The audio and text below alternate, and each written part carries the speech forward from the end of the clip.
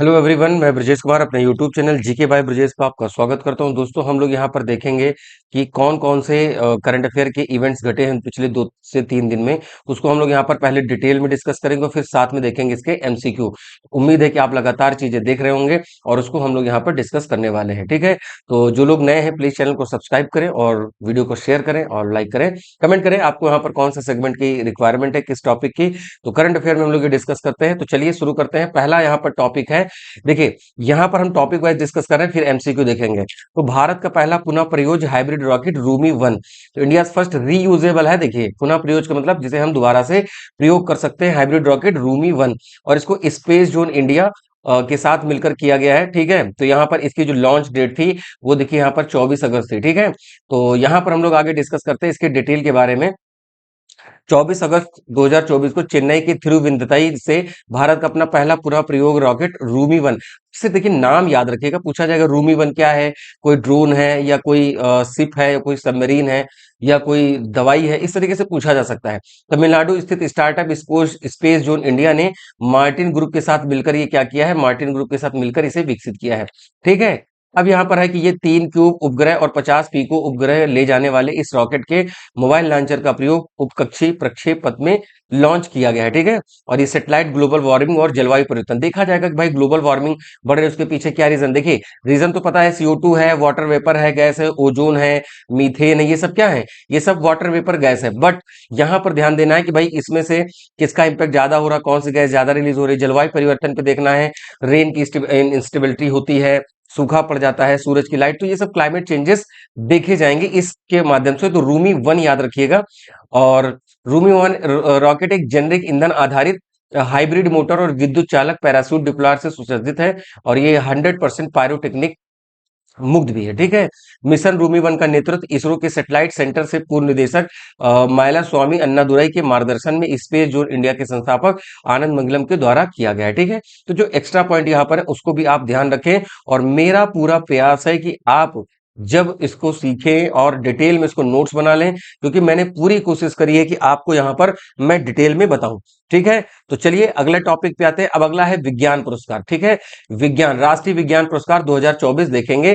तो यहां पर देखेंगे कौन कौन सी इसमें चीजें घटित हुई, कितने श्रेणी में दिया गया है। वैसे तो 4 कैटेगरी में दिया गया, बट हम डिस्कस कर लेते हैं। तो यहां पर है कि भाई 22 अगस्त 2024 को राष्ट्रपति द्रौपदी मुर्मू ने राष्ट्रपति भवन में राष्ट्रीय विज्ञान यहां पर क्या है पुरस्कार प्रदान किए। प्रसिद्ध जैव रसायनक और बेंगलुरु स्थित भारतीय विज्ञान संस्थान के पूर्व निदेशक गोविंद राजन पद्मनाभन को पहला विज्ञान रत्न पुरस्कार प्रदान किया गया। जैसे 2024 से ही पुरस्कार की शुरुआत करी गई है ना, तो विज्ञान और प्रौद्योगिकी के क्षेत्र में दिए जाने वाला विज्ञान रत्न पुरस्कार की शुरुआत 2024 से की गई है। ये पॉइंट आपको याद रखना है। अगला है राष्ट्रीय विज्ञान पुरस्कार के पहले संस्करण में 4 श्रेणियों में विज्ञान रत्न, विज्ञान श्री, विज्ञान युवा, देखिए ये 4 कैटेगरीज आपको याद रखनी है। ठीक है, सबसे पहले यहां पर है विज्ञान रत्न, दूसरा है विज्ञान श्री, तीसरा है विज्ञान युवा और विज्ञान टीम श्रेणी। तो 4 कैटेगरी है। ये भी पूछा जाएगा कि भाई जो राष्ट्रीय विज्ञान पुरस्कार है वो किस किस मतलब कितने श्रेणियों में, 4 श्रेणियों में। तो देखिए चंद्रयान 3 का जो है, चंद्रयान 3 पता है कि आपको साउथ पोल पर उतरा था। ठीक है, साउथ पोल पर उतरने वाला भारत पहला देश बना था और विश्व का चौथा देश बना है चंद्रमा की सतह पर रोवर उतारने वाला। ठीक है, या लैंडर उतारने वाला। ठीक, तो टीम कैटेगरी में चंद्रयान 3 की टीम को मिला था। ये पॉइंट आपको याद रखना है, ये यहाँ पर चंद्रयान टीम की बात हो रही है। अगला देखते हैं, शुद्ध शून्य कार्बन उत्सर्जन वाला भारत का पहला हवाई अड्डा, India first airport with zero net emission. ठीक है, यहां पर बात हो रही है। अब एक पॉइंट यहां पर आपको याद रखना है कि भाई नेट जीरो का क्या मतलब है। नेट जीरो से मतलब देखो, पहले तो हम लोगों ने 2070 तक लक्ष्य रखा है कि हम लोग नेट जीरो कार्बन इमिशन कर देंगे। तो इसका क्या मतलब, जितना इमिशन होगा उतना एब्जॉर्ब भी होगा। तो लेकिन ये हम 2070 तक अचीव करेंगे। लेकिन ये इंदिरा गांधी एयरपोर्ट की बात हो रही है जो दिल्ली में है और इसका टारगेट 2030 तक रखा गया है। ठीक है, तो शून्य कार्बन उत्सर्जन वाला भारत का पहला एयरपोर्ट कौन है, इंदिरा गांधी इंटरनेशनल एयरपोर्ट जो कि दिल्ली में है। ठीक है, ये पॉइंट आपको समझ में आ रहा होगा। अब चलिए यहां पर हम लोग डिस्कस करते हैं। अगस्त 2024 में नई दिल्ली में इंदिरा गांधी इंटरनेशनल एयरपोर्ट हवाई अड्डा काउंसलिंग इंटरनेशनल के एयरपोर्ट कार्बन प्रत्यार्जन कार्यक्रम के तहत नेट जीरो उत्सर्जन हवाई अड्डे का दर्जा प्राप्त करने वाला भारत का पहला हवाई अड्डा बन गया है। ठीक है, और लेवल 5 प्रमाणन, लेवल 5 सर्टिफिकेट प्राप्त करके दिल्ली हवाई अड्डा ने अपने स्कोप 1, 2 और CO2 उत्सर्जन को 90% तक कम करने की महत्वपूर्ण प्रगति प्रदर्शित करी है। तो देखिए यहां पर मैंने अभी आपसे बताया था, तो इंदिरा गांधी इंटरनेशनल एयरपोर्ट का जो संचालन है, GMR ग्रुप जो है दिल्ली अंतर्राष्ट्रीय हवाई अड्डा लिमिटेड के द्वारा, डायल के द्वारा किया जा रहा है। दिल्ली अंतर्राष्ट्रीय हवाई अड्डा लिमिटेड 2023 तक शुद्ध शून्य कार्बन उत्सर्जन इसको प्राप्त करना लक्ष्य है। तो एयरपोर्ट कार्बन प्रत्यर्पण कार्यक्रम हवाई अड्डों पर सक्रिय कार्बन प्रबंधन के लिए रूपरेखा प्रदान करी जाएगी। तो मैंने अभी बताया था कि भैया हम लोग 2070 तक कार्बन इमिशन के नेट को प्राप्त करेंगे जीरो का, लेकिन एयरपोर्ट के मामले में 2030 तक इसका लक्ष्य रखा गया है। क्लियर है? ठीक है, तो बहुत प्रश्न पूछे जा सकते हैं। देखिए CO2 जो है, CO2 हमारे अर्थ के चारों ओर है, तो ये आती है शॉर्ट वेव को आने देती है और टकरा के जब धरती से वापस होती है तो ये कन्वर्ट हो जाती है लॉन्ग वेव में। ठीक है, तो लॉन्ग वेव में वापस जाती है। ठीक है, तो लॉन्ग वेव में वापस जा नहीं पाते, जिसको हम टेरेस्ट्रियल रेडिएशन कहते हैं। तो धरती इसी से ज्यादा गर्म होती है। ठीक है, तो वो CO2 के कारण ही है। तो CO2 को हम क्या मानते हैं? ग्लोबल वार्मिंग गैस भी मानते हैं, ग्लोबल वार्मिंग गैस मानते हैं। इस पॉइंट को यहाँ पर याद रखिएगा। अगला है कि चेन्नई में समुद्री बचाव समन्वय केंद्र का उद्घाटन किया गया है। ठीक है, maritime rescue coordination centre inaugurated इन चेन्नई। तो देखिए यहाँ पर हमारे देश के रक्षा मंत्री हैं राजनाथ सिंह, तो ये यहाँ पर हैं, इन्हीं के द्वारा किया गया है। तो इसके बारे में हम लोग यहाँ पर डिस्कस करते हैं। क्लियर? तो ये टॉपिक वाइज करंट अफेयर आपको सेगमेंट कैसा लग रहा है, आप प्लीज कमेंट जरूर करें और वीडियो को दोस्तों में शेयर करें। मेरा पूरा प्रयास है कि आपको ऐसे ही करंट अफेयर के माध्यम से मैं चीजें तो कुछ डिटेल में बताऊं, प्लस 10 से 15 MCQs भी रखूं, जिससे कि आपका करंट अफेयर डेली का डेली कवर होता रहे। उम्मीद है चीजें आप समझ पा रहे होंगे और मैं चलिए शुरू करता हूं अगले की तरफ।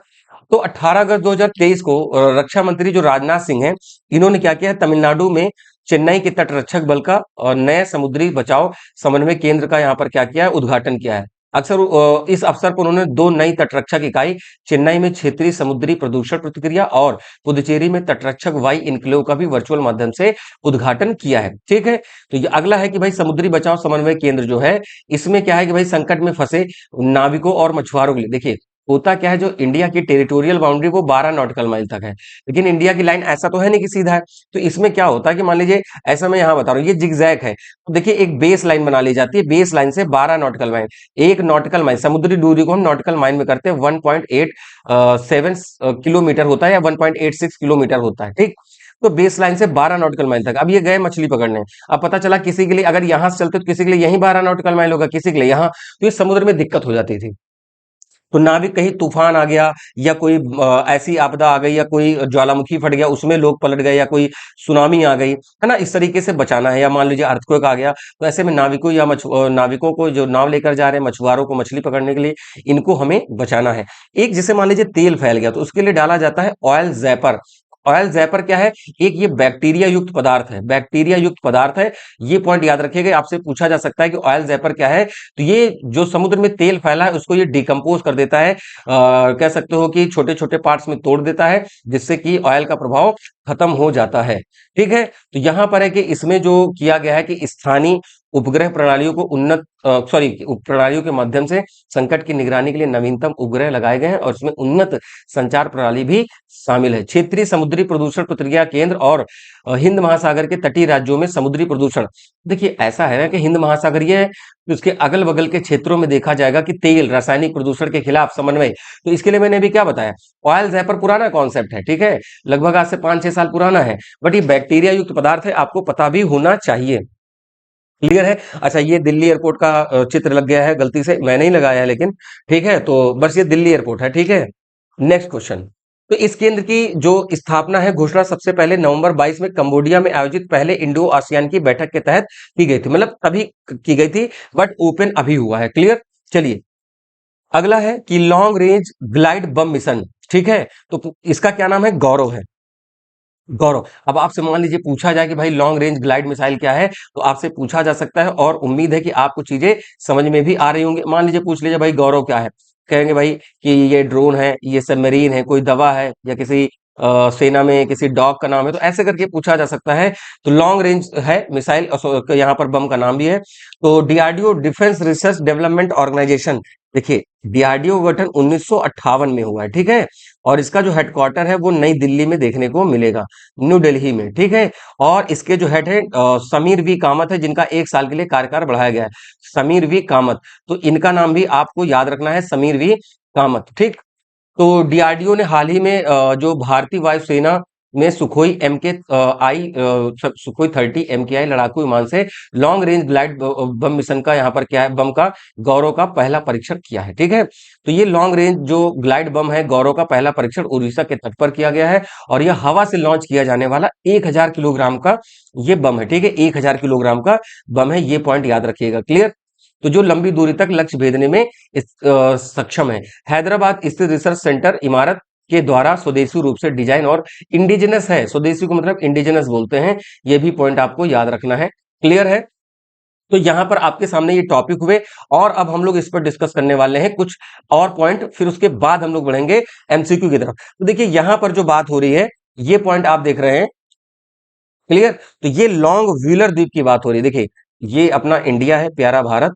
यहां पर उड़ीसा में पड़ता है व्हीलर आइलैंड, क्या है, व्हीलर, ऐसे लिखा जाएगा जैसे लिखा है, ठीक है। इसी आइलैंड को नाम बोलते हैं कलाम आइलैंड, ठीक है, कलाम आइलैंड, ठीक है। तो जिसे मिसाइल मैन ऑफ इंडिया कौन है, मिसाइल मैन ऑफ इंडिया है sir APJ Abdul Kalam sir को कहा जाता है, ठीक है। एक लेडी है टेसी थॉमस, कौन, टेसी थॉमस, ये मिसाइल वुमेन ऑफ इंडिया है, ये भी पॉइंट याद रखिएगा। तो व्हीलर क्या, व्हीलर आइलैंड से DRDO, defence research development organisation, ये क्या करते हैं, मिसाइल की टेस्टिंग करते हैं, बम बनाते हैं, ठीक। वहीं पर श्रीहरिकोटा द्वीप पड़ता है आंध्र प्रदेश के पास, पुलिकट लेक है, श्रीहरिकोटा आइलैंड। तो श्रीहरिकोटा जो है, इसमें से ISRO, Indian space research organisation, ये क्या करते हैं, सैटेलाइट लॉन्च करते हैं। उम्मीद है दोनों में पॉइंट समझ में आ गया होगा। डिफेंस से संबंधित है डीआरडीओ व्हीलर आइलैंड, और अगर स्पेस से संबंधित है तो श्रीहरिकोटा सैटेलाइट लॉन्च वगैरह करेगा, हमारा इसरो करेगा, ये पॉइंट आप याद रखिएगा, क्लियर। तो रिसर्च सेंटर इमारत doctor APJ Abdul Kalam missile complex DRDO की एक नई प्रयोगशाला है, जो विविध रक्षा और एरोस्पेस अनुप्रयोग के लिए एविन्यूक्स प्रणालियों की विस्तृत श्रृंखला में अनुसंधान एवं विकास का नेतृत्व करती है, ठीक है। तो चलिए अब यहाँ पर हम लोग क्वेश्चंस आंसर के माध्यम से डिस्कस करेंगे, और देखते हैं जल्दी से कौन कौन से इंपॉर्टेंट क्वेश्चन है, क्लियर। तो पूर्वोत्तर विशेष अवसंरचना विकास के अंतर्गत परियोजनाओं के कार्यान्वयन में केंद्र द्वारा कितना हिस्सा प्रदान किया गया है, 175%। देखिए होता क्या है, सेंटर प्लस स्टेट, मतलब सेंटर और स्टेट, ये 100 और 0 का रेशियो हो सकता है, 100 और 10 का हो सकता है, सॉरी 90 और 10 का हो सकता है, 90 और 10, 80-20 का हो सकता है, 50-50 का हो सकता है, 60-40 का हो सकता है। तो यहां पर क्या है कि जो 100% है, ठीक है, 100% केंद्रीय वित्त पोषित ये योजना है। पूर्वोत्तर विकास का मतलब कौन सा, north east state, seven seven sister जिनको बोलते हैं, जिसमें आपका अरुणाचल प्रदेश, नागालैंड, मणिपुर, मिजोरम, त्रिपुरा, आसाम, मेघालय, ठीक है। तो कितने हो गए, 3 4 7 हो गए, ठीक है। इसमें सिक्किम नहीं आता, सेवन सिस्टर में सिक्किम नहीं आता है, सिक्किम प्लस सेवन सिस्टर लिखा जाता है, ये भी पॉइंट याद रखिएगा, क्लियर। नेक्स्ट, भारत सरकार ने मिनिस्ट्री ऑफ इलेक्ट्रिक और इंफॉर्मेशन टेक्नोलॉजी की बात हो रही है, माइटी राष्ट्रीय फाउंडेशन अनुसंधान के लिए किस देश के साथ साझेदारी करी है, माइटी राष्ट्रीय विज्ञान फाउंडेशन ने जो साझेदारी करी है, जापान, यूके, यूएस या फिर साउथ कोरिया। तो यहां क्या आंसर हो जाएगा, यूएस हो जाएगा, ऑप्शन नंबर क्या हो जाएगा, मतलब ऑप्शन नंबर सी हो जाएगा, ठीक है। क्लियर है भाई पॉइंट। देखिए पॉइंट क्लियर होना बहुत जरूरी है, थोड़ा सा टाइम लीजिए और नोट्स भी बनाइए, क्योंकि जब आप एग्जाम दे रहे होंगे तो आप उसमें लॉन्ग वीडियो नहीं देख पाएंगे, और मेरे छोटे वीडियो होते हैं, बहुत कोशिश करता हूं कि जल्द समय में आपका ये तैयार हो जाए, ठीक है। तो यूएस नेशनल साइंस फाउंडेशन ने भारत सरकार के इलेक्ट्रॉनिक्स प्रौद्योगिकी मंत्रालय ने मानव अनुसंधान सहयोग पर कार्यान्वयन व्यवस्था के लिए हस्ताक्षर करे हैं, ठीक। अगला है कि हाल ही में किस संस्थान ने भारत के पशुपालन और डेयरी विभाग के द्वारा 25 अमेरिकी डॉलर के साथ प्रस्ताव को मंजूरी दी है, AIIB, विश्व बैंक, G20 महामारी कोष और एनडीबी। तो यहां पर क्या हो जाएगा, G20 महामारी कोष। देखिए G20 क्या है कि भाई जब इंडिया में 9 सितंबर 2023 को समिट हुई थी G20 की, तो उससे पहले 1 साल पहले इंडोनेशिया में हुई थी, इंडोनेशिया में ही G20 महाकोष बना था, ये पॉइंट याद रखिएगा। तो इसी ने क्या किया है कि डेयरी विभाग, मत्स्य पालन और पशुपालन, भारत सरकार के द्वारा 25 मिलियन डॉलर के प्रस्ताव को मंजूरी दी है, और महामारी की तैयारी प्रतिक्रिया के लिए भारत में पशु स्वास्थ्य को मजबूत करना है। क्योंकि देखिए जब कोरोना फैला उसके बाद से चीजों में कमी आई। विश्व जल सप्ताह 2023 कार्यक्रम का मेजबान देश कौन है? Sweden, US, Sri Lanka, Bangladesh. देखिए पूरे एक साल का लेखा जोखा लेते हैं, इसलिए यहाँ पर 2023 लिखा है, ठीक है। तो क्या है भाई, स्वीडन ने किया है। तो राष्ट्रीय स्वच्छ गंगा मिशन के महानिदेशक विश्व जल सप्ताह के दौरान एक ऑनलाइन सत्र की अध्यक्षता करी। इसका शीर्षक था एकीकृत नदी बेसिन योजना प्रबंधन के लिए सहकर्मी नेटवर्किंग, जिसमें नदी बेसिन के दृष्टिकोण को अपनाने पर चर्चा करी है। इसका थीम क्या था? परिवर्तन के बीज, जल समझदार दुनिया के लिए अभिनव साधन विषय के साथ आयोजित किया गया है। तो यहाँ पर 20 से 24 अगस्त की बात यहाँ पर करी जा रही है। अगले बात करेंगे, भारत का पहला स्वदेशी ई ट्रैक्टर। अब मान लीजिए ई टी 11 पूछ ले कि भाई ई टी 11 क्या है, तो एलएनटी यानी लर्सन एंड टूर्बो, डीआरडीओ, सीएसआईआर या आईआईटी मद्रास। तो भैया जो ई ट्रैक्टर है प्राइमा ई टी 1, ये सीएसआईआर के द्वारा किया गया है, ठीक है। ये पॉइंट आप याद रखिएगा। ऑप्शन नंबर यहाँ पर क्या हो जाएगा? ए हो जाएगा, ठीक है। तो देश का पहला स्वदेशी ई ट्रैक्टर प्राइमा ई टी 1 जो है सीएसआईआर के द्वारा यांत्रिक इंजीनियरिंग अनुसंधान दुर्गापुर के द्वारा विकसित किया गया है। ये पॉइंट आपके लिए पहला इंपॉर्टेंट है, सेकंड को हम स्किप कर रहे हैं। अगला है, हाल ही में किस राज्य में उच्च जोखिम वाले हिमनद जलों का अपना पहला व्यापक शुरू किया गया? अरुणाचल प्रदेश। देखिए हिमनद कहाँ मिलेंगे? जहां पहाड़ ऊंचे हो। साउथ इंडिया में मिलने से रहे, ठीक है। उत्तराखंड में मिल सकते हैं, हिमाचल प्रदेश। तो यहाँ आंसर क्या हो जाएगा?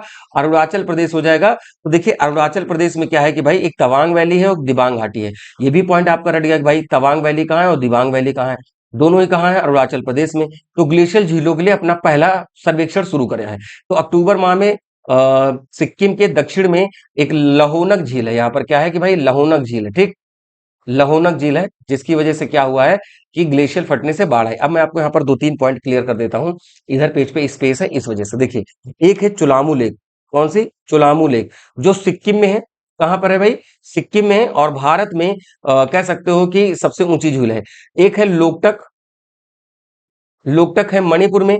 और उत्तर पूर्वी भारत में ताजे पानी की सबसे बड़ी झील है। उसके बाद है वुलर झील। वुलर झील जम्मू कश्मीर में है, ताजे पानी की भारत में सबसे बड़ी झील। एक है चिल्का लेक। चिल्का लेक उड़ीसा में पड़ती है, सबसे बड़ा लैगून या खारे पानी की झील। फिर एक पड़ता है आपका सांभर लेक, सबसे खारी, मोस्ट सलाइन शब्द इसके लिए प्रयोग होता है। और मोस्ट सलाइन लेक कहाँ मिलेगी? ये भी आपको राजस्थान में देखने को मिलेगी। एक होता है अष्टमुदी, है ना। और दूसरा होता है वेम्बनाड। तो ये दोनों क्या है? अष्टमुदी और वेम्बनाड जो है, इनको हम कयाल कहते हैं। लैगून, बट केरल के कयाल को हम क्या कहते हैं? लैगून कहते हैं। तो अष्टमुदी और वेम्बनाड केरल में ही मिलते हैं, ठीक है। तो इतनी सारी लेक आप जान गए। और इसी तरह मैं और भी क्वेश्चंस में डिस्कस कर दूंगा, जहां पर लेक से संबंधित आपकी सर्व समस्याएं सॉल्व हो जाएंगी। उम्मीद है चीज आपको समझ में आई होगी। अगले क्वेश्चन की तरफ हम लोग बढ़ेंगे। तो यहाँ अरुणाचल प्रदेश वाली बात हो चुकी थी। पूछा है कि प्रथम अंतरराष्ट्रीय राष्ट्रीय अंतरिक्ष दिवस की क्या थीम थी? तो चांद को छूते हुए जीवन जीना, और जीवन को छूना और भारत के अंतरिक्ष गाथा। ऑप्शन नंबर सी इसका होगा, ठीक है। ये मेरा को मतलब मेरा तो तैयार है, इस वजह से मैंने आपको बता दिया डायरेक्ट। बट आप देखोगे कुछ अटपटे ढंग का होगा और कुछ थोड़ा सा छूता हुआ कि भाई हाँ ये हो सकता है। तो ठीक है, तो यहाँ पर याद रखिएगा 23 अगस्त 2024 को पहला राष्ट्रीय अंतरिक्ष दिवस मनाया गया है। ये याद रखिएगा, डेट याद रखिएगा, क्लियर है। और इसकी थीम याद रखिएगा, थीम और डेट ही पूछा जाएगा। और आपको पता है कि भाई चंद्रयान जो विक्रम लैंडर था, तो अच्छा एक रोवर भी था जो उस पे चलता, तो रोवर का नाम क्या था? प्रज्ञान था। ये भी बात याद रखिएगा। 6 पहिया लगे थे इस गाड़ी में, ठीक है। और ये गया था, और इस पे क्या है कि जो भी सेटेलाइट वगैरह लगाओ ये चल के जाएगा, मतलब गया था। ये भी आपने इसके बहुत सारे वीडियो और इमेजेस देखे होंगे। अगला है कि हाल ही में किस मंत्रालय ने सी प्लेन संचालन के लिए दिशा निर्देश जारी करे? रक्षा मंत्रालय, नागरिक उड्डयन, शहरी विकास या फिर कृषि मंत्रालय। तो यहाँ पर देखिए क्या आंसर हो जाएगा भाई, यहाँ आंसर हो जाएगा नागरिक उड्डयन मंत्रालय। तो नागरिक उड्डयन मंत्रालय ने सी प्लेन संचालन में नए दिशा निर्देश जारी करे हैं। और मंत्री ने उड़ान संस्करण 5.4 भी पेश किया, जिसमें रद्द किए गए मार्गों को नई बोलियां आमंत्रित करी गई हैं। क्लियर है। चलिए अगले पे बात करते हैं। अगला है कि डंबूर बांध कहाँ है? तो देखिए एक है डंबूर बांध की जो हो रही है, डंबूर बांध, ये पॉइंट याद रखिएगा। ये गुमाटी रिवर पे है, गुमाटी या गुमटी रिवर। गुमाटी रिवर बह रही है त्रिपुरा में, इसी से एक बांग्लादेश में पानी गया है। हालांकि त्रिपुरा में भी बाढ़ आई है, लेकिन बांग्लादेश के लोग ये सोच रहे हैं कि इंडिया ने जानबूझकर क्या किया है, पानी छोड़ा, जिसकी वजह से ऐसी घटनाएं हो रही हैं। तो डमूर बांध पूछा गया है कि असम, उत्तराखंड। तो देखिए पूछा जा सकता है, इस वजह से यहाँ पर डिस्कस करना जरूरी है। तो यहाँ पर आंसर असम ही हो, सॉरी त्रिपुरा हो जाएगा, नॉट असम। मैंने भी बोला भी, यहाँ पर देखिए टी लिखा भी है, तो त्रिपुरा ही इसका आंसर होगा। तो देख लेते हैं कि विदेश मंत्रालय ने इनकार किया है कि पूर्वी बांग्लादेश में बाढ़ गुमटी नदी के त्रिपुरा में डंबूर बांध के खुलने के कारण आई। उनका ऐसा ब्लेम है भाई, इंडिया ब्लेम अपने ही राज्य में क्यों करेगा कि अपने ही राज्य को पसीने से तरबतर कर देना। ये भी पॉइंट आपके लिए इंपॉर्टेंट है। क्लियर। और यहाँ पर एक लास्ट क्वेश्चन है कि हाल ही में किस मंत्रालय ने विश्व ऑडियो विजुअल और मनोरंजन शिखर सम्मेलन का आयोजन किया, जो हाल ही खबरों में रहा। उपभोक्ता मामले मंत्रालय, सूचना प्रसारण मंत्रालय, नवीन और नवीकरणीय ऊर्जा मंत्रालय या रक्षा मंत्रालय। ऑडियो विजुअल और मनोरंजन की बात हो रही है, तो यहाँ बात हो रही है कि सूचना और प्रसारण मंत्रालय की बात हो रही है। ऑप्शन नंबर बी हो जाएगा। ठीक है, बहुत ज्यादा इसमें डिटेल नहीं पढ़ना, इसका बस आंसर याद रखना है। क्लियर है कि नहीं भाई दोस्तों। ठीक है, तो जिन लोगों ने वीडियो देखा प्लीज लाइक करें, कमेंट करें आपको कहां पर और किस टॉपिक के क्वेश्चन चाहिए, इसमें क्या चीज समझ नहीं आई आप बिल्कुल कमेंट कर सकते हैं या अपने डाउट भी रख सकते हैं।